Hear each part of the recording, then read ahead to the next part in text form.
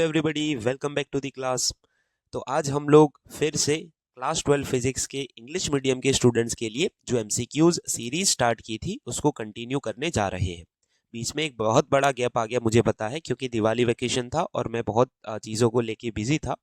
तो अब से जो वीडियोस आएगी ये चैनल के ऊपर वो रेगुलरली एमसीक्यू सीरीज की और उसके अलावा भी बहुत सारे न्यूमेरिकल्स या फिर थियोरी वन शॉट को लेके भी वीडियोस आती रहेगी। तो प्लीज़ अपना सपोर्ट बनाए रखिए। इस सीरीज का चैप्टर 1 का वीडियो चैनल पे ऑलरेडी अपलोडेड है, तो आप नीचे दिए गए लिंक पे टैप करके उसको देख सकते हैं। चलिए शुरू करते हैं। पहला एमसीक्यू क्वेश्चन है, electric force on an electron in electric field is dash, direction of the field, opposite, zero और परपेंडिकुलर। मान लो कि कहीं पे कुछ इस तरीके से इलेक्ट्रिक फील्ड प्रेजेंट है, ठीक है, कुछ इस तरीके से।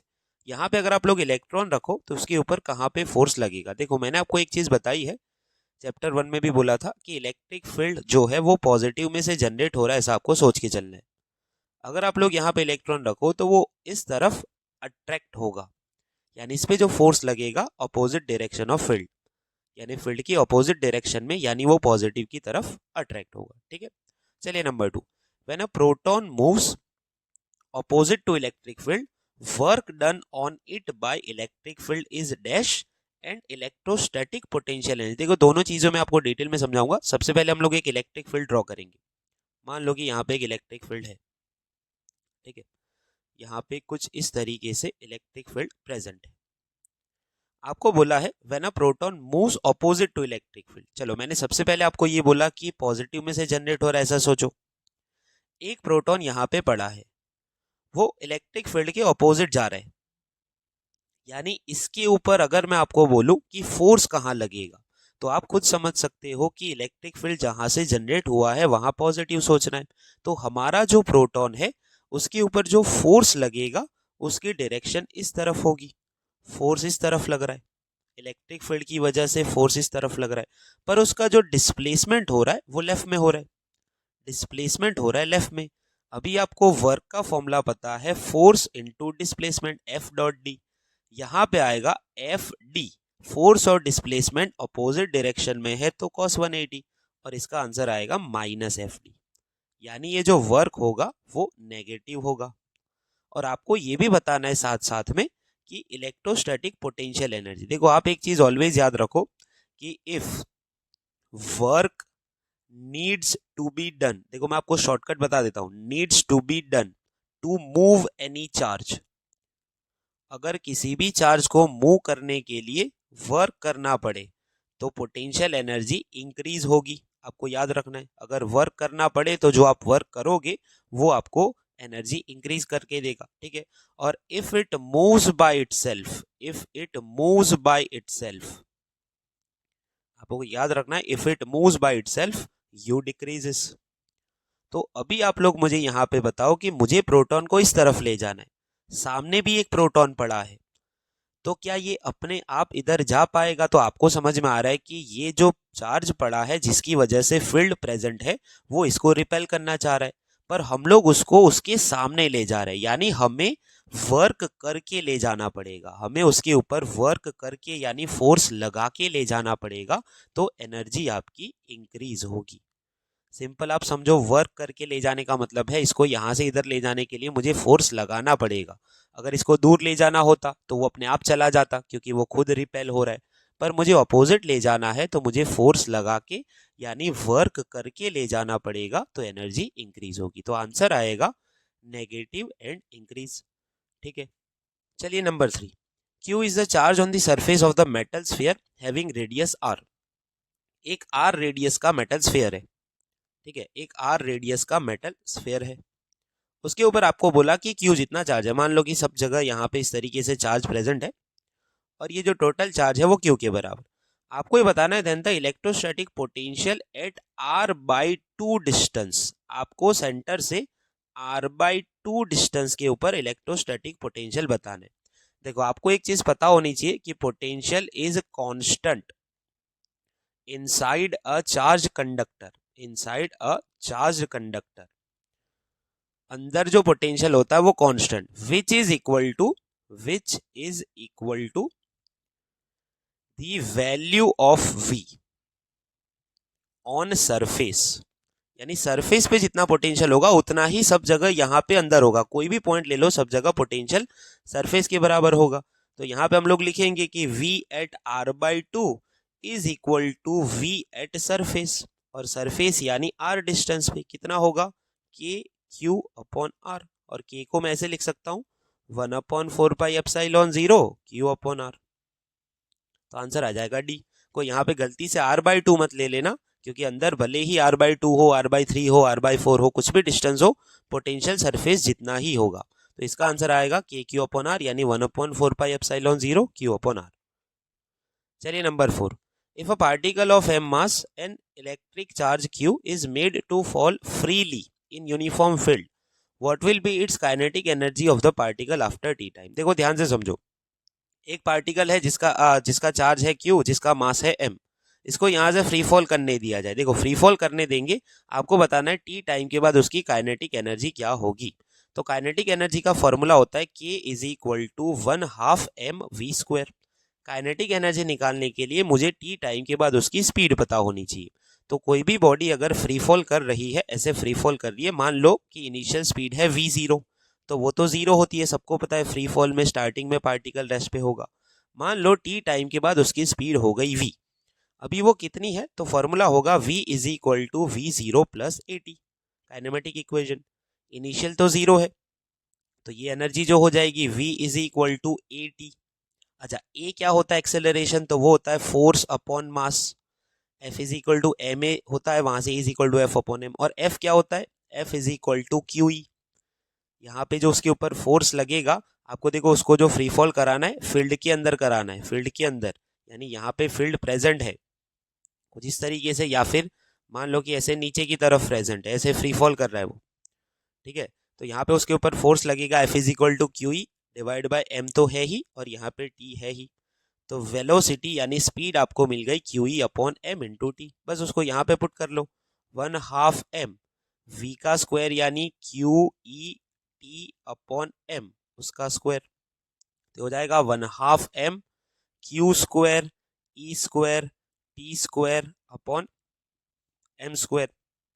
तो एम स्क्वायर का एक m कैंसल, फाइनल आंसर आएगा 1/2 Q square E square T square upon M. तो देख लेते कहाँ पे, Q square E square T square upon M और 1/2, ऑप्शन नंबर सी। चलिए नेक्स्ट क्वेश्चन नंबर 5, आपको ये बताना है when a charge conductor is placed in external electric field inside the conductor. अगर आप किसी भी चार्ज कंडक्टर को एक्सटर्नल फील्ड में रखते हो, तो आपको याद रखना है कि अंदर जो फील्ड है, अंदर जो इलेक्ट्रिक फील्ड है वो ऑलवेज जीरो ही रहता है, पर अंदर जो पोटेंशियल होगा वो नॉन जीरो होगा, वो सरफेस के बराबर होता है। मैंने आपको अभी बोला, ऑप्शन नंबर बी आएगा इसके अंदर, electric field zero, potential non zero.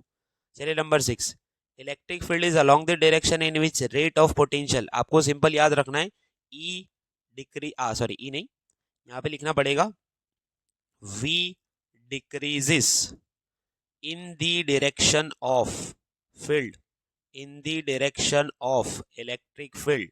यानी मैं आपको बताऊं कि कहीं पे इलेक्ट्रिक फील्ड कुछ इस तरीके से प्रेजेंट है, आपको मैं बोल दूं कि आपके पास दो पॉइंट है, एक ए पॉइंट है और एक बी पॉइंट है, कहाँ पे पोटेंशियल ज्यादा होगा, तो यहाँ पे पोटेंशियल ज्यादा होगा, यहाँ फील्ड की डायरेक्शन में पोटेंशियल डिक्रीज होता है, फील्ड आगे की तरफ है। तो आप जैसे जैसे आगे बढ़ोगे, जो जो पॉइंट जितने जितने आगे होंगे उन पे पोटेंशियल कम होता जाएगा। तो आपको बताना है कि electric field is in the direction directed along the direction in which rate of potential decrease fastest. जो डायरेक्शन में आपका पोटेंशियल जल्दी से डिक्रीज हो जाए वो डायरेक्शन में फील्ड होता है, ठीक है। चलिए number 7, 2 coulomb charge is displaced from a point of potential point of electric potential -20 volt to some other point. देखो मान लो कि एक पॉइंट यहाँ पे है, यहाँ पे एक 2 कूलम चार्ज पड़ा है, वहां से आपको क्या करना है, displace from a point of potential -20 volt. यहाँ पे V1 is equal to -20 volt है, यहां से इसको डिस्प्लेस करके ले जाना है किसी और पॉइंट के ऊपर। आपको बताया है कि अगर वर्क करना पड़ रहा है 200 joule, W is equal to 200 joule, तो आपको बताना है दूसरे पॉइंट का पोटेंशियल क्या होगा। तो सिंपल आपके पास एक फॉर्मूला है, W is equal to Q delta V, यानी Q V2 माइनस V1। चलो Q कितना है, तो आपको लेके जाना है जो चार्ज वो है 2 कूलम। V2 आपको बताना है, V1 कितना है वो है -20, और जो वर्क करना पड़ रहा है 200। चलो ये 2 को इधर ले आओ, 100 इज इक्वल टू V2, ये माइनस माइनस मिलके क्या हो जाएगा, प्लस हो जाएगा। तो यहाँ पे आएगा V2 + 20, 20 को इधर लाओ तो आंसर आ जाएगा V2 is equal to 80 volt. Answer क्या आएगा, 80 वोल्ट आएगा। ठीक है, चलिए next. The work done by carrying a positive unit charge in electric field under the repulsive force, work done by carrying unit positive charge. मान लो कि कहीं पे एक इलेक्ट्रिक फील्ड प्रेजेंट है। मैंने आपको पहले बोला कि इलेक्ट्रिक फील्ड जब भी किसी डायरेक्शन में हो तो जहां से निकल रहा है वहां पे आपको पॉजिटिव है ऐसा सोच के चलना है।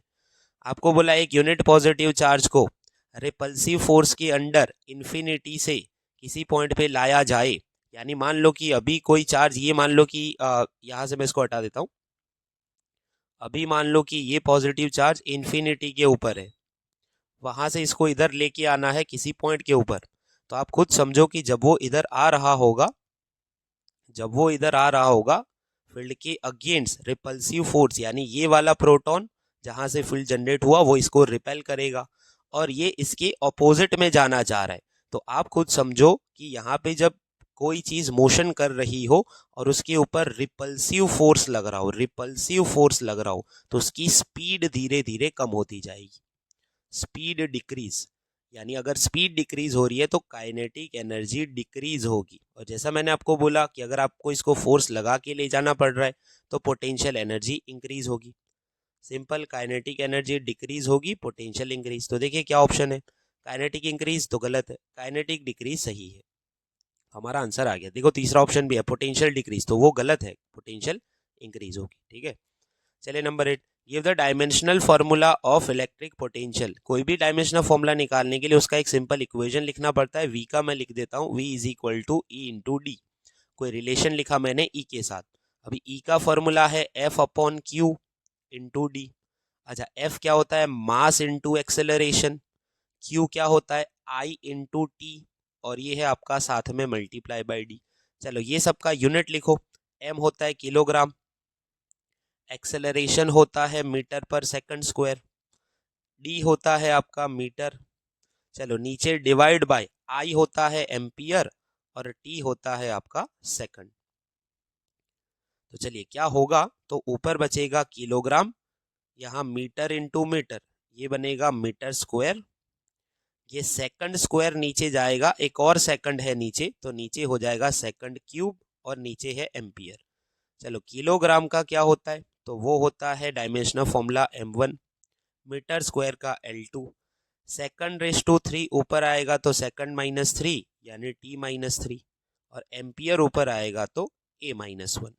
डायमेंशनल फॉर्मूला आ गया m1 L2 T-3 A-1, option number D. चलिए next number 10। A particle having a mass m and charge q is at rest. एक पार्टिकल का मास m है, चार्ज q है, वो रेस्ट के ऊपर है।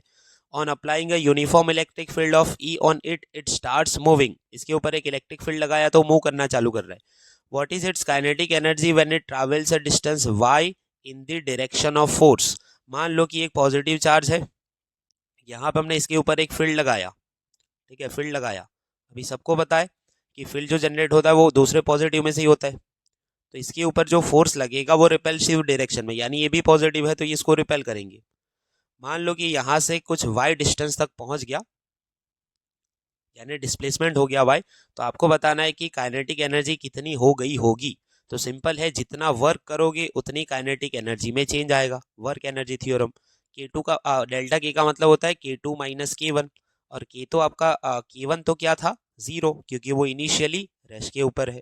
तो वर्क जो होगा वही आपकी फाइनल काइनेटिक एनर्जी, और वर्क का मतलब होता है force into displacement y।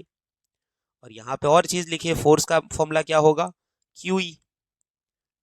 F is equal to क्या हो जाएगा, QE। F is equal to QE, displacement है y, is equal to final kinetic energy. Answer आ जाएगा QEY। ठीक है, चलिए 11। A spherical shell of a radius r, potential difference is V between the potential difference is V between the center and the point at distance 3r। देखो ध्यान से सुनो, एक स्फेरिकल शेल है कुछ इस तरीके से, जिसकी कुछ रेडियस है स्मॉल आर, जिसकी कुछ रेडियस है स्मॉल आर। आपको बोला potential difference is V, potential difference V है between centre and the point at distance 3r। एक और पॉइंट ले ले, एक और पॉइंट ले लो ये 3r डिस्टेंस के ऊपर। अभी सेंटर वाला पॉइंट यानी ये और ये वाला पॉइंट, दोनों के बीच का पोटेंशियल डिफरेंस वी है। अब ये पोटेंशियल डिफरेंस क्या होगा, तो ये होगा v2 माइनस v1। अच्छा v2 कितना, तो पोटेंशियल डिफरेंस बाहर की तरफ के क्यू अपॉन 3r, अंदर की तरफ कितना के क्यू अपॉन आर। अच्छा अभी पोटेंशियल डिफरेंस की अगर वैल्यू निकालनी है तो मैं नेगेटिव साइन को निग्लेक्ट करूंगा, ठीक है। चलो यहाँ से मैं के क्यू अपॉन आर कॉमन निकाल लेता हूँ, यहाँ बचेगा 1/3 माइनस 1 के क्यू अपॉन आर, यहाँ पे बचेगा -2/3। अगर मैं सिर्फ वैल्यू लिख रहा हूँ तो मैं लिखूंगा 2/3 के क्यू अपॉन आर, ठीक है। यहाँ पे आर है, तो ये जो पोटेंशियल डिफरेंस है वो इतना है। पोटेंशियल डिफरेंस है सेंटर पॉइंट और 3r डिस्टेंस वाले पॉइंट के बीच में। देखो मैंने बोला था कि सेंटर पे जो पोटेंशियल होता है वो सरफेस के बराबर, ये सेंटर का पोटेंशियल है और ये है 3r डिस्टेंस का पोटेंशियल, ठीक है। तो जो डिफरेंस है दोनों के बीच का उसको v बोला है उन्होंने, ठीक है। तो आपको बताना है कि ये जो 3r डिस्टेंस पे पॉइंट है वहां पे इलेक्ट्रिक फील्ड कितना होगा। तो इलेक्ट्रिक फील्ड का फॉर्मूला क्या होता है, E इज इक्वल टू के क्यू बाई डिस्टेंस यानी 3r का स्क्वायर। अच्छा अगर मैं इसको ऐसे लिखूं के Q by 3r into 3r, देखो चलेगा। और यहां से अगर मैं ये जो फॉर्मूला यहाँ पे मुझे मिला है ये आंसर, इसमें से के क्यू अपॉन 3r को मैं सब्जेक्ट बना लूं, यहां से इतने को के क्यू अपॉन, क्योंकि देखो फाइनल आंसर है ना, मुझे v के फॉर्म में लेके आना है, सारे ऑप्शन में v है तो मुझे किसी तरीके से फाइनल आंसर में v सेट करना है। अगर मैं यहां से के क्यू अपॉन 3r को सब्जेक्ट बनाऊं तो 2 इधर आ जाएगा के क्यू अपॉन 3r। तो के क्यू अपॉन 3r की जगह मैं लिख देता हूं v/2, ये सब e के बराबर है, e is equal to v/2 और नीचे 3r a, तो आंसर आ जाएगा v/6r। समझ आया। तो यहां से आपने पोटेंशियल तो निकाल लिया 2/3 के क्यू अपॉन आर, पर मुझे फाइनल v के आंसर e के आंसर में v को सेट करना है। तो मैंने क्या किया, के क्यू अपॉन 3r की जगह ये 2 को मैं नीचे ले आया यहां से उठा के इधर, तो वो बन गया v/2 और जिसको मैंने यहाँ पे पुट कर दिया फाइनल आंसर v/6r, ठीक है। चलिए 11, radius of the charge hollow sphere is 10 centimetre if the potential of a point away from 5 centimeter from the center of the sphere. अच्छा if v is the potential then what will be the potential at a distance 15 centimeter। देखो बहुत simple question है। आपको बोला कि एक sphere है, एक स्फीयर है जिसकी रेडियस है 10 सेंटीमीटर, 10 सेंटीमीटर।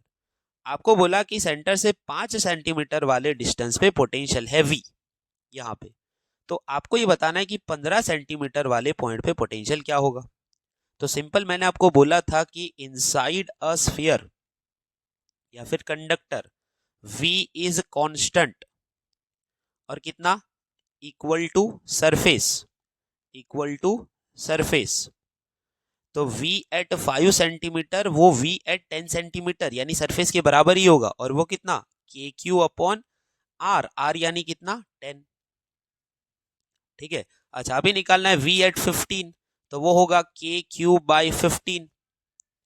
अच्छा अगर मैं इसको यहां से ऐसे लिखूं के क्यू की अगर मैं वैल्यू निकालूं, या फिर आपने देखो यहाँ पे आपको क्या बोला है कि ये जो वैल्यू है 5 सेंटीमीटर पे वो v के बराबर है, यानी के Q by 10 is equal to क्या है v। तो के क्यू को अगर मैं सब्जेक्ट बनाऊं तो क्या लिख सकता हूं मैं 10v बाई 15, तो ये आंसर आ जाएगा 2v/3।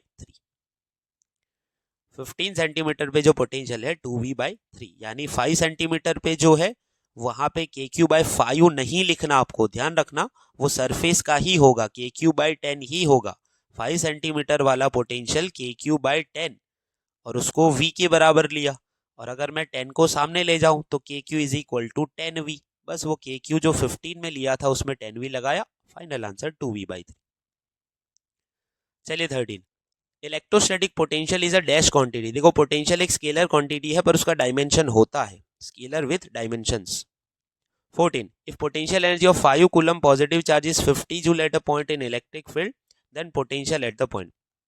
आपको बोला एनर्जी 5 कूलम चार्ज की 50 जूल है, तो वो जगह पे आपको पोटेंशियल बताना है। फॉर्मूला सिंपल है, U is equal to Q V, particular point का बताना है क्यू वी, एनर्जी है 50, चार्ज है 5, वो जगह का पोटेंशियल, तो V इज इक्वल टू आ जाएगा 10 वोल्ट। यानी पहले वो इन्फिनिटी पे था, आपको ऐसे मान के चलना है, ठीक है।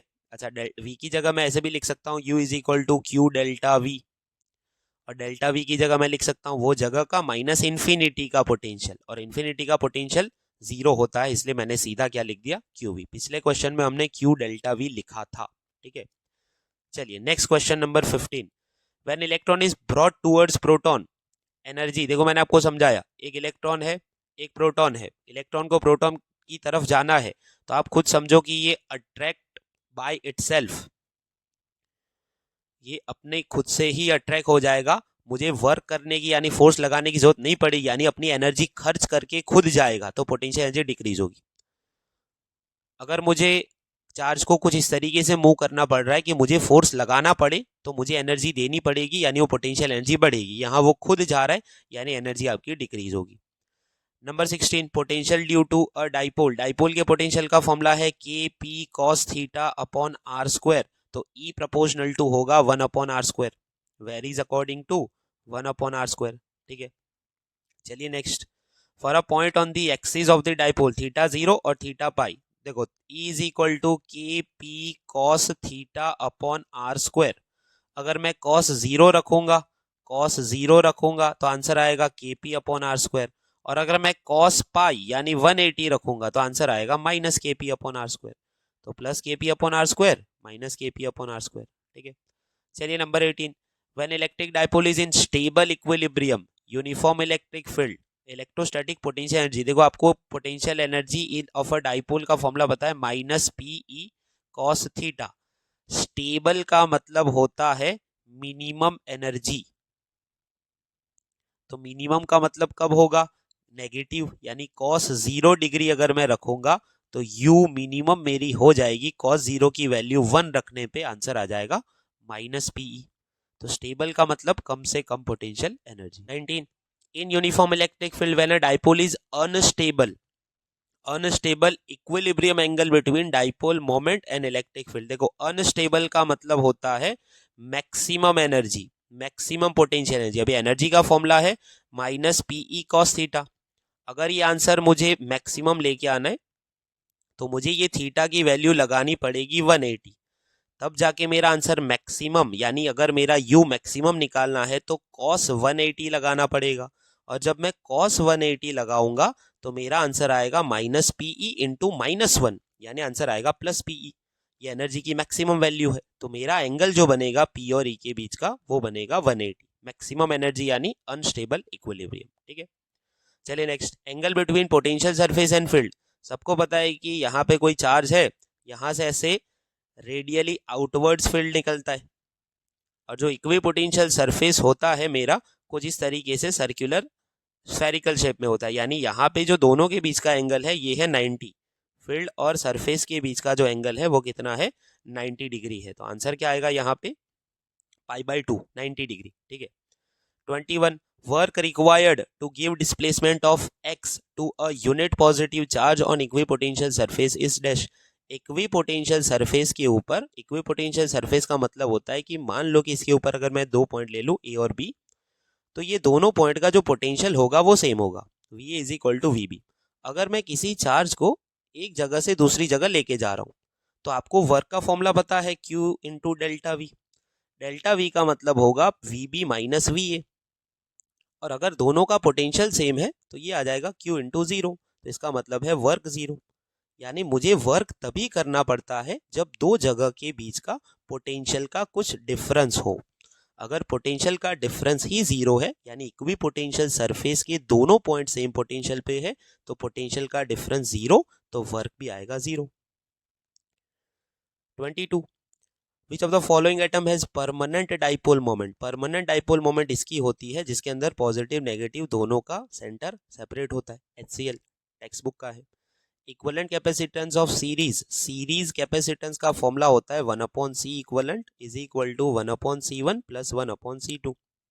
अच्छा, अगर मैं इसको सॉल्व करूं तो क्रॉस मल्टीप्लाई करो, तो ये दोनों अगर ये दोनों को अगर मैं ऊपर ले जाऊं कुछ इस तरीके से, तो ऊपर होगा C1 प्लस C2 और नीचे होगा C1 C2। पर आपको ध्यान ये रखना है कि इसका रेसिप्रोकल करना पड़ेगा। C इक्वलेंट का आंसर आएगा C1 C2 divide by C1 plus C2। Answer आएगा C1 C2 divide by C1 plus C2। 24. A parallel capacitor is charged and now then isolated. Now a dielectric slab is introduced in it. Which of the following quantities will remain constant? Capacitor की दो plate को charge कर लिया, यानी उनके ऊपर अभी कोई चार्ज आ चुका है प्लस माइनस। अभी उसको सेपरेट कर लिया, यानी अभी बैटरी हटा दी है और बीच में कोई डाइलेक्ट्रिक मीडियम इंसर्ट करना है के। तो कौन सी वैल्यू कांस्टेंट रहेगी? आपको पता है C dash is equal to C K होता है। इस तरीके से सारी वैल्यूज इंक्रीज होती है, एनर्जी भी आपकी चेंज होती है, पोटेंशियल भी चेंज होता है, पर जो चार्ज की वैल्यू है वो सेम रहेगी। यानी डाइलेक्ट्रिक मीडियम डालने से कैपेसिटेंस तो बढ़ेगा, पर अभी battery is not connected, battery is isolated, यानी बैटरी से हटा दिया है तो भले उसकी कैपेसिटी बढ़ गई, पर उसको कोई एक्स्ट्रा चार्ज देने के लिए बैटरी प्रेजेंट नहीं है, तो चार्ज क्या रहेगा? कांस्टेंट रहेगा। ठीक है। 25. एनर्जी स्टोर्ड इन कैपेसिटर, वो होती है आपकी इलेक्ट्रिकल एनर्जी, क्योंकि अंदर जो फील्ड होता है वो इलेक्ट्रिक फील्ड होता है। ठीक है। 26. Two parallel plate of capacitor are joint inside a metal rod. Capacitor की दो प्लेट है, उसको आप लोग बीच में मेटल रॉड से कनेक्ट कर दो, यानी एक तरीके से मीडियम डालो जिसका कुछ डाइलेक्ट्रिक होगा, कांस्टेंट होगा, तो क्या होगा? कैपेसिटेंस क्या होगा? देखो मैंने बोला C dash is equal to C K. अगर आप मेटल प्लेट से ज्वाइन कर देते हो रॉड से, तो मेटल का जो डाइलेक्ट्रिक कांस्टेंट होता है वो इनफाइनाइट होता है, तो जो नया कैपेसिटेंस मिलेगा वो भी हो जाएगा इनफाइनाइट। ठीक है, आप इसको इस तरीके से याद रख सकते हो। 27. There are 10 capacitors, each of the capacitance of 10 microfarad, यानी C is equal to 10 microfarad, सभी का 10 है। The ratio of maximum to minimum, देखो मैक्सिमम कैपेसिटेंस के लिए सबको सीरीज में कनेक्ट करना पड़ेगा। सीरीज में कनेक्ट करोगे तो वो आंसर आता है, सॉरी सीरीज में नहीं, उल्टा बोल गया मैं इधर, पैरेलल में कनेक्ट करना पड़ेगा, वो रजिस्टर सीरीज में होता है। मैक्सिमम के लिए आपको पैरेलल में कनेक्ट करना पड़ेगा, वो होता है C1 plus C2 up to C10 तक, यानी सबकी वैल्यू अगर 10 है तो अगर मैं करूँ 10 प्लस 10 प्लस 10, तो इसका सिंपल आंसर आपको याद रखना है n टाइम्स C, यानी 10 टाइम्स 10, तो आंसर आ जाएगा 100 माइक्रोफैरड। मैक्सिमम जो है आपका 100 माइक्रोफैरड। ठीक है। और अगर आपको मिनिमम कैपेसिटेंस चाहिए तो आपको उसको कनेक्ट करना पड़ेगा सीरीज के अंदर। सीरीज के अंदर जो कॉम्बिनेशन का आंसर आता है वो आता है C डिवाइड बाय n। सीधा याद रखना, मैक्सिमम में C इंटू n और मिनिमम के अंदर C divide by n। C divide by n करोगे तो 10 डिवाइड बाय 10 आंसर आएगा 1 माइक्रोफैरड। तो आपको याद रखना है पैरेलल में मैक्सिमम n टाइम C और सीरीज में minimum C divide by n। इसका आप आंसर लेके आओ, तो आपको रेशियो निकालना है। रेशियो क्या होगा? तो C max upon C minimum. C max है आपका 100, C मिनिमम है 1, आंसर आएगा 100 बाय 1, ऑप्शन नंबर डी। ठीक है।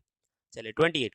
Bye increasing the charge of the plate parallel plate capacitor, capacitor की प्लेट पे चार्ज इंक्रीज करो तो पोटेंशियल डिफरेंस इंक्रीज होगा, क्योंकि V is equal to E into D होता है।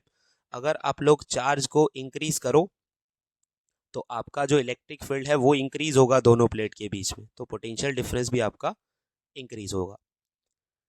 29. The capacitance of the variable capacitor joined with the battery of 100 volt is changed from 2 microfarad to 10 microfarad. What is the change in energy? देखो energy अगर आपको C पता है और V पता है, तो एनर्जी का फॉर्मूला होता है 1/2 CV स्क्वायर। चेंज निकालना है तो U2 minus U1, 1/2 C1V square, sorry final minus initial, C2V square minus 1/2 C1V square. अच्छा, मैं 1/2 V स्क्वायर कॉमन निकाल लेता हूँ, इनटू रहेगा C2 माइनस C1। चलो वैल्यू लगाते हैं, 1/2 V कितना है? 100 का स्क्वायर, यानी 10⁴। C2 minus C1 10 microfarad minus 2 microfarad, तो ये होगा 8 माइक्रो, यानी 10⁻⁶। ये 8 से 4 को 2 से 8 को कैंसिल करो, आंसर आएगा 4 इंटू 10⁻⁻2 जूल। 4 into 10⁻⁻2 joule. ये चेंज पूछा है आपको, ठीक है, चेंज पूछा है, कितनी होगी वो नहीं पूछा, चेंज कितना होगा। चलो 30. The area of the every plate shown in figure is A, the separation between the successive plates is D, capacitance बताना है ए और बी के बीच का। देखो सिंपल लॉजिक यहाँ पे क्या लगेगा कि एक ए पॉइंट है और एक बी पॉइंट है। चलो ए के साथ कौन कौन सी प्लेट कनेक्टेड है, तो एक है नंबर 1 और एक है नंबर 4। तो यहाँ से मैं ड्रॉ कर लेता हूँ, एक प्लेट है नंबर 1 और एक प्लेट है नंबर 4। अच्छा अभी नंबर 1 किसके साथ सेपरेट करके ऐसे कैपेसिटर बना रही है, तो नंबर 2 के साथ, और 4 नंबर वाली 3 नंबर के साथ, और 2 और 3 आपस में कनेक्टेड है बी पॉइंट से। 2 और 3 आपस में कनेक्टेड है ऐसे बी पॉइंट से। तो ये जो डायग्राम दिख रहा है वो है 2 पैरेलल कैपेसिटर का। 2 पैरेलल कैपेसिटर, अगर दोनों का कैपेसिटेंस अगर निकाले तो इक्वलेंट में होगा C1 plus C2, epsilon 0 A upon D plus epsilon 0 A upon D. देखो ऑलवेज ये नहीं आएगा, यहाँ पे बोला है कि एरिया ए है और सेपरेशन डी है इसके लिए, ठीक है। तो आंसर आ जाएगा 2 epsilon 0 A upon D, option number B. चलिए 31, to get 2 farad capacitance the area of each plate kept at the separation of 2 millimetre. देखो कैपेसिटेंस का फॉर्मूला है epsilon 0 A upon D.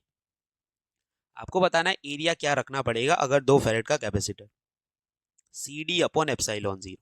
Capacitance रखना है 2 फैरेड, डिस्टेंस है 2 millimetre यानी 2 into 10⁻², और epsilon 0 होगा 8.85 10⁻²। अगर मैं 4 डिवाइड बाय ये करूँ तो मेरा आंसर आएगा 0.451, और पीछे आंसर रहेगा, नीचे -2 है ये +12, 12 - 2 यानी 10⁻10। फाइनल आंसर आ जाएगा 4.51 10⁻9। अच्छा यहाँ पे ऑप्शन ही नहीं है ऐसा कुछ, तो हमने कैलकुलेशन सही करी है, हाँ सही है। अच्छा मिलीमीटर में हमने गलती से 2 लगा दिया इधर, सॉरी इधर 3 आएगा, तो +12 - 3 यहाँ पे बचेगा 9, और फाइनल आंसर में बचेगा 8, ठीक है। फाइनल आंसर में बचेगा 8, ऑप्शन नंबर सी। अच्छा 1 मिनट और गलती, यहाँ पे 4.5 10⁻8 मीटर स्क्वायर आएगा। ध्यान रखना दोनों आंसर एग्जैक्टली सेम है, पीछे यूनिट का ध्यान रखना, ठीक है। तो थोड़ा सा ध्यान रखना मीटर स्क्वायर, क्योंकि सारे एसआई यूनिट है हमारे पास, इसको हमने मीटर में कन्वर्ट कर लिया है 10⁻³ लगा के, तो आंसर मीटर स्क्वायर में आएगा, ठीक है। चलिए 32, considering the earth as a metallic sphere its capacitance. देखो कैपेसिटेंस का फॉर्मूला होता है C = Q upon V। V की जगह अगर मैं लगाऊं KQ अपॉन R, तो ये R ऊपर जाएगा, ये QQ कैंसल, आंसर आएगा R अपॉन K। अच्छा R आपको गिवन है 6400 किलोमीटर, उसको मैं लगा सकता हूँ 6.4 10⁻6 मीटर में लगा रहा हूँ। देखो 6400 किलोमीटर का मीटर होगा 10⁻3, और अगर मैं इसको 6.4 करूँ तो ये होगा 10⁻6 मीटर, ठीक है। अच्छा तो डिवाइड बाय के कितना है, 9 इंटू 10⁻9, इसका आंसर आएगा 0.7, 9 ऊपर जाएगा तो 6 - 9 10⁻³ इसका आंसर आपको माइक्रो में लेके आना, माइक्रो यानी पीछे 10⁻6 करना है, तो मैं इसको कर दूंगा 700 10⁻6। मेरा जो पॉइंट पहले यहाँ पे था अभी वो शिफ्ट होके 3 स्टेप पीछे आ गया, तो -3 का हो गया -6, आंसर आएगा 700 माइक्रो फैरेड, ये वाला, ठीक है। ध्यान रखना यूनिट में भी आपको कन्वर्ट करना आना चाहिए। 33, energy of charge capacitor is U. Now it is removed from the battery and then connected to another identical uncharged capacitor in parallel. What will be the energy of each capacitor? मैं आपको इसका shortcut बता देता हूँ। Initial energy अगर U है तो finally आपको टोटल एनर्जी कितनी मिलेगी और ईच की कितनी मिलेगी। फाइनली टोटल एनर्जी होगी U divide by number of capacitors, यानी फाइनली टोटल होगी U/2, यानी एक इधर एक इधर, ये दोनों की मिला के U/2 है, तो हर एक की होगी U/4 और U/4, ईच की होगी U/4। एमसीक्यू में आए तो सिंपल यही लॉजिक लगाना कि अगर इनिशियल कुछ U है तो फाइनल जो होगी टोटल की, मतलब दोनों की मिला के जो फाइनल होगी वो होगी U डिवाइड बाय जितने कैपेसिटर है, और अगर ईच की निकालनी है तो टोटल U/2 है तो हर एक के हिस्से में आएगी U/4, ये ईच की एनर्जी होगी। आपको पूछा है ईच कैपेसिटर, तो ईच की कितनी होगी U/4, ठीक है। 34, which of the following represents farad. Farad होता है कैपेसिटेंस का unit, C is equal to Q upon V, तो मैं इसके ऊपर से लिख सकता हूँ कूलम्ब पर वोल्ट, यानी coulomb volt inverse, option number B. 35. Calculate the potential at a point P due to the charge 4 into 10⁻⁻7 located 9 centimetre away. एक P पॉइंट पे पोटेंशियल बताना है, यहाँ से कुछ चार्ज पड़ा है इधर 4 into 10⁻⁻7 और ये जो डिस्टेंस है R वो है 9 सेंटीमीटर। तो सिंपल किसी भी चार्ज से पोटेंशियल का फॉर्मूला होता है के क्यू अपॉन आर। के है 9 इंटू 10⁻9, क्यू कितना है आपका 4 इंटू 10⁻⁻7 और डिस्टेंस है 9 सेंटीमीटर, यानी 9 इंटू 10⁻²। ये दोनों कैंसिल, -2 पर जाएगा +2, 9 और 2 11, 11 - 7 4, आंसर आएगा 4 इंटू 10⁻4 वोल्ट। देखो अब तक अगर आप यहाँ पे जुड़े हुए हो, समझ में आ रही है चीज़ें, तो प्लीज़ सब्सक्राइब कीजिए और शेयर ज़रूर कीजिएगा, ठीक है। Dash work is needed to bring a charge of 2 into 10⁻⁹ coulomb from infinity to P point, जहाँ पे पोटेंशियल इतना है। तो सिंपल वर्क का फॉर्मूला है W is equal to Q delta V. मैंने आपको बोला कि क्यू डेल्टा वी का मतलब होता है फाइनल पी पॉइंट का पोटेंशियल माइनस पहले इन्फिनिटी पे था तो इन्फिनिटी का पोटेंशियल, अभी इन्फिनिटी का तो जीरो होता है। क्यू कितना 2 इंटू 10⁻⁹ और जहाँ पे लेके आना है वो जगह का पोटेंशियल 4 इंटू 10⁻4, आंसर आ जाएगा 8 इंटू 10⁻5। चलो 37. Determine the electrostatic potential energy of a system consisting of two charge 7 microcoulomb -2 microcoulomb placed at -9 centimetre +9 centimetre, यानी दोनों एक्स एक्सिस के ऊपर है, एक +9 के ऊपर है और एक -9 के ऊपर है। अगर मैं आपको बोलूँ ये दोनों का डिस्टेंस क्या होगा दोनों के बीच का, तो टोटल डिस्टेंस होगा 18 सेंटीमीटर। डिस्टेंस ऑलवेज प्लस में होगा, लेफ्ट साइड हो या राइट साइड हो, सम करना पड़ेगा। एक जगह है 7 माइक्रोकूलम और एक जगह है -2 माइक्रोकूलम। तो पोटेंशियल एनर्जी का फॉर्मूला है U इज इक्वल टू के Q1 Q2 अपॉन आर। के क्यू स्क्वायर बाय आर आप लगाते हो अगर सेम हो। 9 इंटू 10⁻9, 7 माइक्रो यानी 10⁻⁻6 -2 माइक्रो। एनर्जी में आपको नेगेटिव साइन लगाना पड़ेगा तो मैं आगे माइनस लगा देता हूँ, माइनस आगे लगा दिया 2 माइक्रो और डिवाइड बाय डिस्टेंस है आपका 18 सेंटीमीटर, यानी 18 सेंटी यानी कितना 10⁻²। अभी आप ध्यान से देखो 9 इंटू 2 18, नीचे 18 से कैंसिल हो जाएगा, -2 ऊपर आएगा तो +2।